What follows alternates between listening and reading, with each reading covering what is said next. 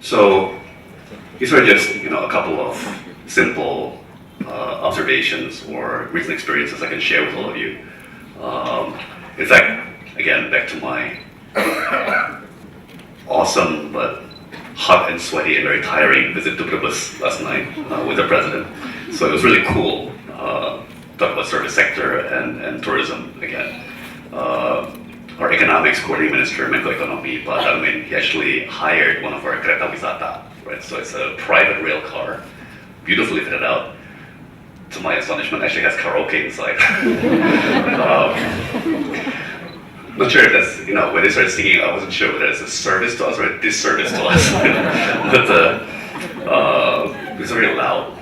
But anyway, it was very nice because in one section of the rail car, they actually have a dining table, right? And so 5 ministers, Pak Darmin, Industry Minister Saleh Hussein, Telecoms and Technology Minister Rudiantara, Pak Triawan Monaf, the head of the Creative Economy Agency, and myself, we were able to have a meeting effectively. But it was more like chit chat. But we talked about so many policy issues.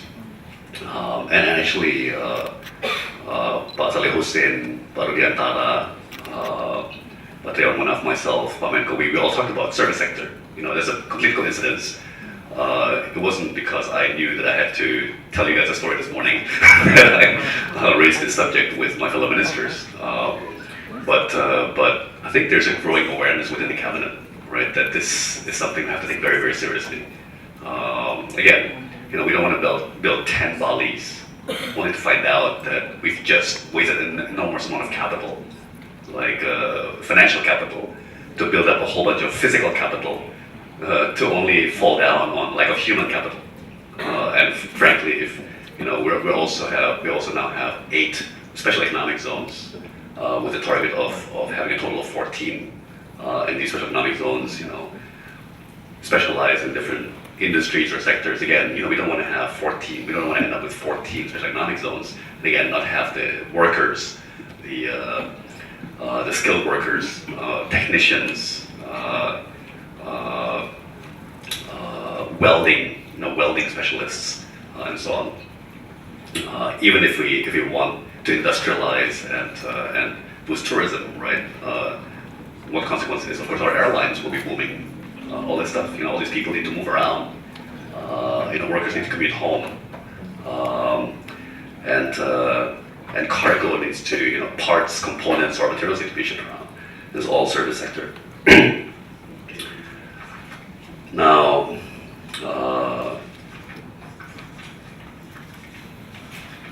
I don't know that I should rattle down all these numbers and statistics. I think it's better left to Professor Pangestu and Professor Findlay. I'm not yet a professor, so I think I shall tahu diri, I shall know my own place, and do what I do best, maybe, which is telling stories and making policies, hopefully, with the help of a lot of people.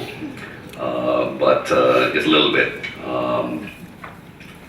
I think, I asked Pak Darmin, our economics coordinating minister also, and yeah, depending on the survey, depending on the census, probably right now roughly half of our population actually works in the services sector, right?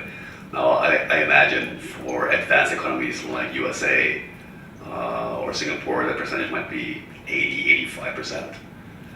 So that's the path ahead of us, right? Getting from 50% to probably 55-60, then 65-70 over time to 80-85. Even though it's probably more than half of our GDP, less than half of our people work there. So I think service sector punches above its weight.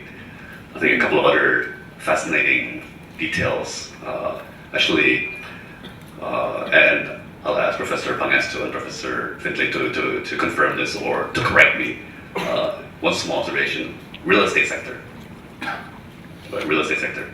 To my knowledge, that's actually in our bookkeeping, in our national economic bookkeeping, that's actually a service sector. Right? It's not manufacturing. It's not agriculture. It's not logistics. Well, there is a part of the real estate, which is warehousing and so on. But it is actually part of the service sector. So, I remember being quite surprised. Oh, wow. Yes, there's financial services, there's healthcare, there's education, there's all these things which are obviously services, where one person services another. But something as large and heavy with physical assets as real estate also falls inside the services sector.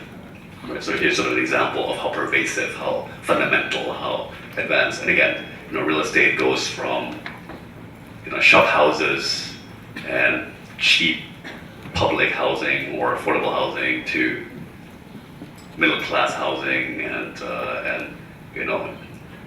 6-story offices to skyscrapers to 5-star hotels to luxury apartments. So again, it's an example of where just one segment of the service sector.